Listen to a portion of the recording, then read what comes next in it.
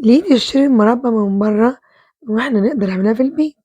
كفاية إن هي من غير مواد حافظة، بما إن بقى التين كتير في السوق، تعالي لمّا أقول لِك إزاي تعملي مربى بكمية حلوة وسكرها حلو، ومتاخدش معاكِ وقت ومش مكلفة، تعالي لمّا أقول لِك أنا عملتها إزاي. وجاتني كمية تين قُلت هاخزّن نُصّها وأعمل جزء منها مربى، غسلته وصفيته وهابدأ أقطّع التين على نُصّين، ليه؟ عشان عايزة لمّا تبقى معايا مربى يكون فيها قطع من التين. أنا هنا حاطة على الكيلو ونص تين حوالي كوبايتين سكر، طبعًا كتير بيقول لِك حطي على الكيلو كيلو لأ صعبة، طول عمري باعملها كده، حطيت على الكيلو ونص تين كوبايتين سكر، وكمان لو 2 كيلو تين برضه كوبايتين سكر، كده هاشبعه بالسكر الخشن وأبدأ أغطي الكمية بتاعتي وأحطها على رف التلاجة لمدة ليلة،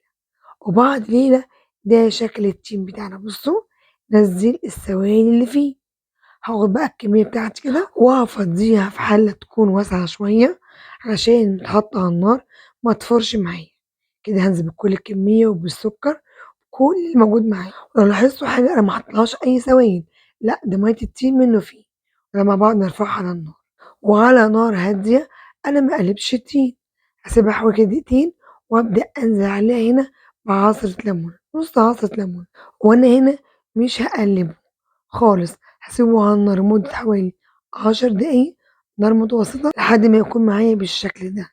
بدأ يغلي معايا ويطلّع ريمة، لازم أشيل الريمة دي لإن غلط على المربى بتخلّيها تبوظ بسرعة،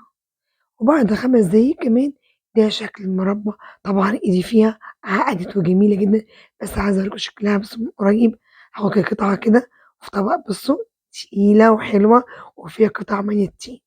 تبرد معايا وأوريها لكم. بعد ما بردت معايا بُصّوا تقلت أكتر، ودي شكل المربى بتاعتنا، من غير أي مواد حافظة، ومن غير أي افتكاسات، وطبعًا بعد ما بردت هابدأ أحطها في برطمانات إزاز، طبعًا البرطمان بتاعنا يكون معقّم، إزاي أعقّمه؟ باغسله وأكون مسخّنة الفرن دافية يعني، وأحط فيها البرطمان لحد مدة 10 دقايق وأطلّعه، وأبدأ كده أعبي الكمية بتاعتي وأحطها في رف التلاجة تبقى جميلة خالص، شايفين؟ وممكن كمان تحطيها في المطبخ على الرخامة إن جوّه بدأ يشّت مش هيجرى لها أي حاجة. حلوة أوي وتقيلة وسكرها خفيف وجميلة جدًا، شايفين كمية قد إيه ومن غير أي مواد حافظة، هتنفعنا في سندوتشات المدارس، في معجنات حلوة خالص، شايفين؟ طبعًا أدي شكلها في الآخر خالص حلوة أوي، شكلها بس من جوّه تقيلة وجميلة وريحتها حلوة أوي، يالّا بقى جربوها على طريقتي هتعجبكم وتعجب أولادكم وبألف هنا، باشكركم جدًا، جدًا.